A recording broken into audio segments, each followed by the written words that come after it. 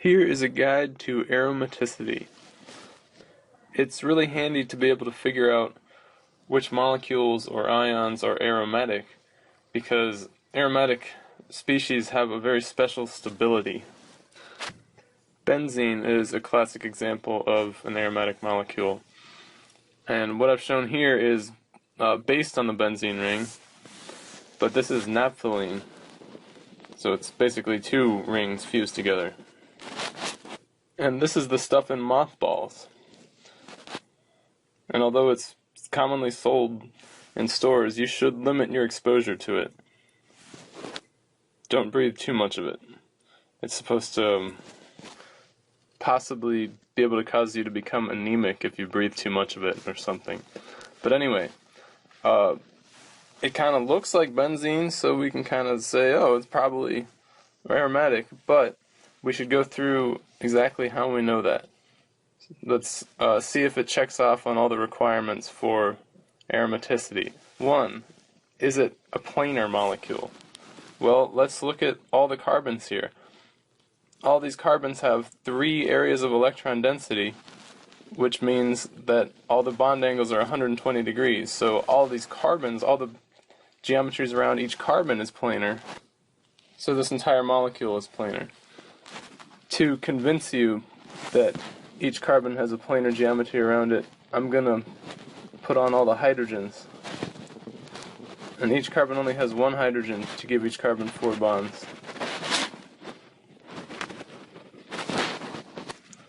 Making each carbon bonded to 3 atoms with no electron pairs. So it passes the first requirement. The second requirement is that each carbon has a pi orbital so that the pi system is distributed around the entire ring. It's continuous. And we can show this is true for naphthalene by drawing its resonance structure.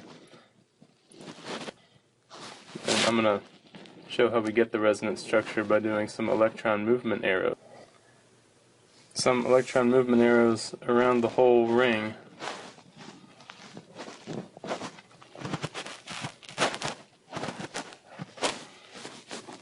And that gives this structure. Or it could have this structure. It's a pretty interesting molecule. But it can be written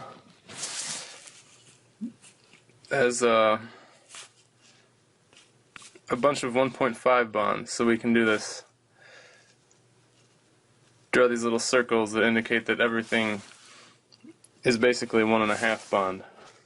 So there's definitely delocalization of electrons through this entire double ring system. And those delocalized electrons are in pi orbitals, so that satisfies requirement 2.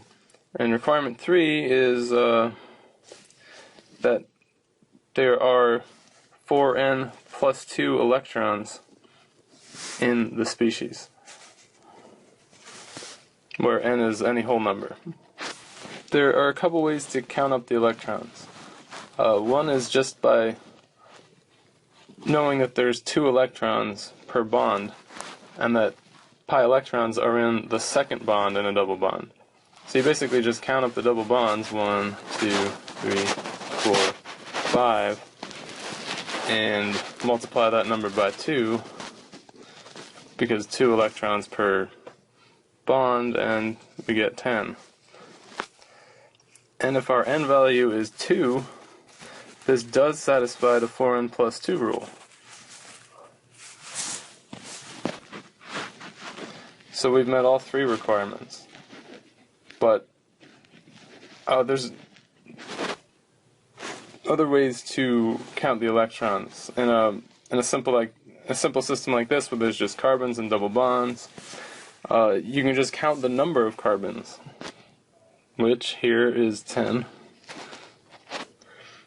And a quicker interpretation of the 4n plus 2 rule. Another way to interpret that is if there are an odd number of double bonds. Or if there are lone pairs, they also count as if they're in a pi orbital. An example of a lone pair in a pi orbital would be something like this,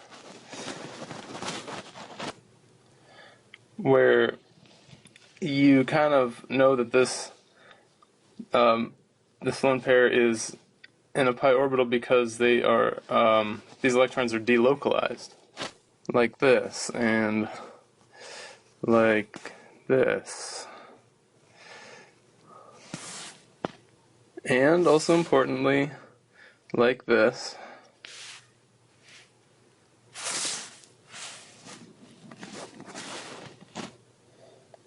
And this is the last one, like this. And I'm going to go back and fix my arrow here. That should point toward the carbon, not the bond line. Okay, that's better. But what all these resonance structures indicate is that there's significant double bond nature.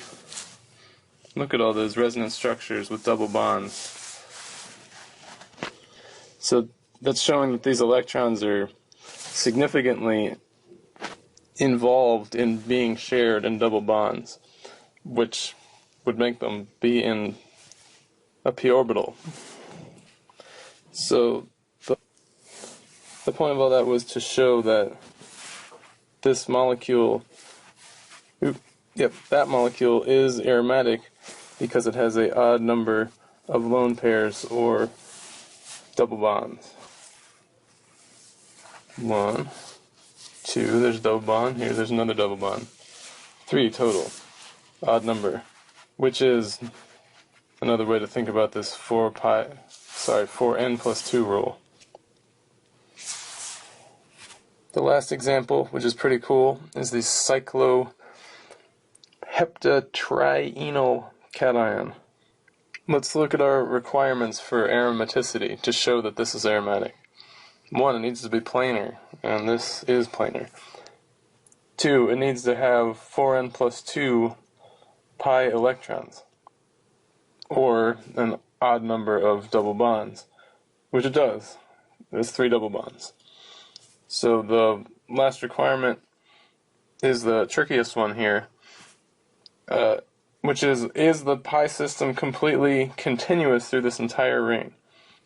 If we can show that this carbon is involved in resonance structures where it's involved in a double bond, that would show that there is a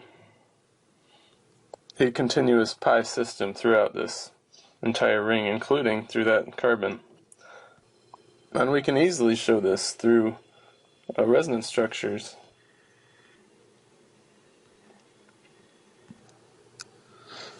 So we can just keep doing that actually all the way around the ring and show that each carbon bears some of that positive charge. And that is why this ion is commonly written with the plus sign in the middle as to show it's distributed around the entire ring. And then the dotted line to show that these are approximately 1.5 bonds. Bond order of 1.5 all the way around. Did I say that was the last example? I lied, sorry. Here are a couple examples of anti-aromatic molecules. And like you would expect, if aromatic molecules have a special stability, these have a special instability. So here is cyclobutadiene. Cyclobutadiene. It is planar. It is a ring with a continuous pi system, and so it satisfies the requirements for both aromaticity or anti-aromaticity, but it only has 4 pi electrons, where n is 1 here. Or another way to think about it, an even number of double bonds. So cyclobutadiene is anti-aromatic, and that's why it barely exists. It's very unstable, and if it is synthesized, it'll quickly go away. Let's look at the cycloheptatrienyl anion. We just saw the cation. What if it's an anion? It has an extra electron pair, And we can show that this electron pair is in a p orbital because it's involved in these double bonds, which we can show exist through resonance. And just like the cycloheptatrienol cation, the anion has its negative charge distributed all the way around the ring, a little bit on every carbon.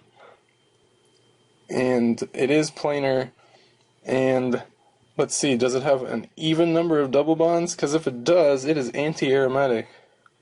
I mean, even number of double bonds or electron pairs. 1, 2, 3, 4. That's an even number. It is anti-aromatic. So this, as stable as the cation was, this anion is unstable.